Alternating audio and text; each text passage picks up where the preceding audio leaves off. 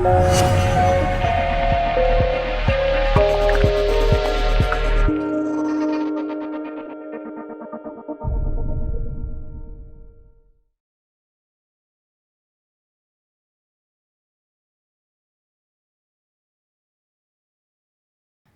did you know if you were on birth control for more than 5 years or had a baby, you have less of a chance to get ovarian cancer?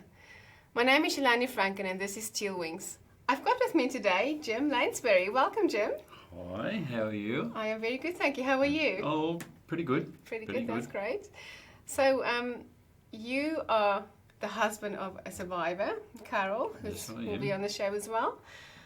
That must have been not a very good experience for you. So I just want to talk to you today about what it was like for you. So what I want to find out first is when you find out that she has ovarian cancer, what went through your head? Oh, gee, I nearly sort of collapsed on the ground when she was first diagnosed. A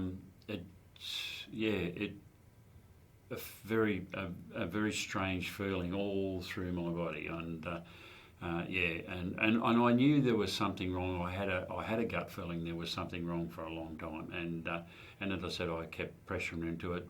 But when the doctor sent her off for the ultrasound and we got the verdict on that, yes, it was impacted very hard on all of us, on my whole family, me especially, because we went from one day being normal runabout people getting about their jobs and their lives, and then the next day into total turmoil. Yeah. And yes, it was very heartbreaking to see that unfold in front of me. Yeah. And so how long did she have a feeling that something wasn't right with her? Well, quite a few months. I probably 3 or 4 months, because she called me in. She called me into the toilet one day and just said, "Well, this is what's happening," and I took one look and I thought, "Oh no, this can't be right." And I thought it might have been as she's got older, things might have been changing in a woman's body, and I thought, no, that can't be right. And then she come to me the second time, and that was getting worse. And then the third time she come to me, I said, "Look, and she kept on putting it off, and I said, "You've got to go to the doctors." I said, "Please go to the doctors." And I knew there was something wrong. It just, things like that don't happen for no reason at all. And so basically, if you didn't make her go, things might not have turned out the way they have. So you really did save her life, if you think about it. Well, yeah, and I don't know, something just kept on telling me. Yeah. I just had that feeling, and it was a cold feeling that I had towards it. And I thought, no, there's something wrong here for sure. Because she was getting a little bit of discomfort in the belly, a little bit of belly problems and stuff like that, and it was just I don't know, maybe just a sense that I had. Yeah. And you get that sense when there is something wrong, or you've got a feeling yourself that there's something wrong. Yeah. But I'm glad I pushed her into the doctors, because and Dr. Pareto, her gynaecologist professor that done the operation on her, said that one more month and it would have been irreversible. So she's very lucky. Yeah. Very lucky. Did you know about ovarian cancer? When she told you this, did you think ovarian cancer, or did you just think something is wrong? Oh no, I just thought there was something wrong. We didn't really ovarian cancer wasn't even on the radar, like, type thing. And when she went to the doctors and she sent her off to the ultrasound, I thought, well, maybe it's just one of those things, girly things that needs fixing up. Not to be. Not to be. No, ovarian cancer never even crossed my mind. Okay, and now you're all across it. You know all the symptoms. Do you know all the symptoms? Tell me what the symptoms are. Abdominal bloating, soreness. Of what?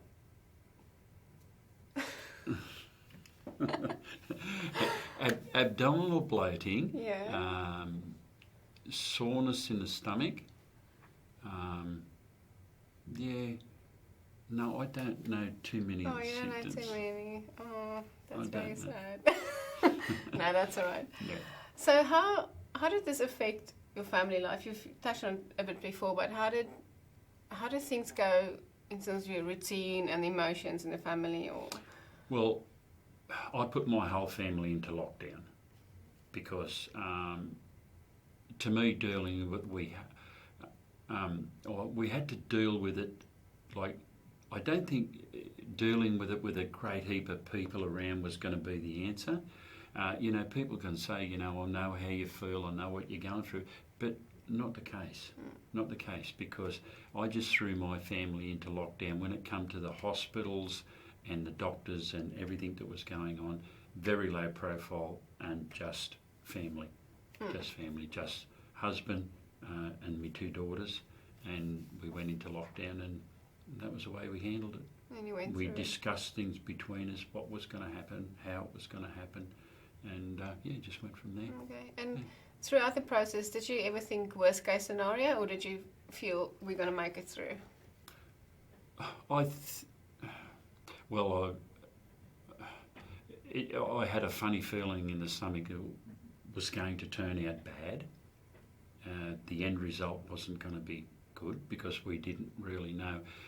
It was fine having the operation and getting the cancer and doing all this sort of stuff, but it's the chemotherapy and everything else that she went through, and honestly, it's something that we were faced with that we didn't know it was going to work. It works on some people, it saves some people, and you don't know. But no, I thought the worst, and I was trying to be as positive as I could with it. And now my wife was positive. She was very positive. She's a fighter. She's more of a fighter than what I am. She can stand pain more than what I can. But Of course, she's a woman. That's what women do. Yeah. So I did think the worst, but there was a light at the end of the tunnel. And as the chemotherapy went on and her levels, survival levels went up, because when we went and talked to the guy that administers the chemotherapy and he just said, well, 1%. Survival? Yeah, 1%. 1%, wow. Well, most ovarian patients have a 1% survive. But then she went from 1%, and then she climbed up the ladder. Obviously the chemotherapy was doing the job. Yeah. It was killing all the cancer. So That's great. So you obviously felt that you needed to be strong for her and for the family. Oh yeah. But then you probably had your own fears and worries. How did you manage to stay strong while also keeping everyone else strong? Oh, work. Work. Going to work and try and keep myself motivated, looking after the house, and trying to just keep busy. But I did go home and have my meltdowns. You did? Yeah. Oh yeah. On your own or with your family? On my own. I sort of went into a mode that when I went home, I didn't want anybody to knock at the door. I didn't want anybody, because everybody in the street helped so much. They kept on bringing me food and cakes and looking after me and coming and inquiring about Carol, see how she was. But I just wanted to go into that loner situation where I just could lock the house up and sit in there, and if I wanted to have a meltdown, I could have a meltdown. Yeah. So, but we did have a lot of emotional time. I did have a lot of quite emotional times with my 2 daughters, because we had to talk about what was going to happen if it happened, and try and stay strong for Carol. That must have been a really tough conversation. How old were your daughters at that time? Take 10. Well, they would have been in their 20s, their early 20s then, because my eldest daughter's, I think Kristen's 35, and and my youngest daughter's about 32, so they would have been in their early 20s. Yeah, so they were quite younger then. Yeah, and how did they feel about this? Or they was hurting as bad as what I was hurting. They tried to Kristen, my eldest daughter, she's a bit like me. She tries to cope with it by herself, but Amanda, she likes to involve other people around. But we did stay very tight for quite a while Carol was going through all that stuff. The three of us stuck together like really. But no, they had their times and they had their meltdowns and they had the little. But we did talk about a lot of things. What we were going to do if she wasn't going to survive. We're talking about what we're going to do if she did survive. Just lots of family conversations. So she did survive now. Did she follow any of your plans? Oh yeah. She's after the ovarian cancer. She still stayed very, very positive, and but she was very sick. But honestly, very, very sick. Going through chemotherapy and you got to stand, and there's nothing you can do for it, But I give her one, and she got to give a 10 out of 10 for she was a fighter, very much fighter. That's why she's here, isn't it? Yes. As I said, stronger than me. So the things that you did to try and be there for her and support her, did she ever give you feedback? Did you feel like you were doing the right thing, or did she say back off or do more of this, do less of this? No, I think she appreciated all the things we were doing for her. I used to make funny jokes about it, because honestly, when she started on the chemotherapy, she just lost all body hair. She never had a blade of hair anywhere, and honestly, we made jokes. And we used to have a pair of her father's glasses, and they were these big bifocal things.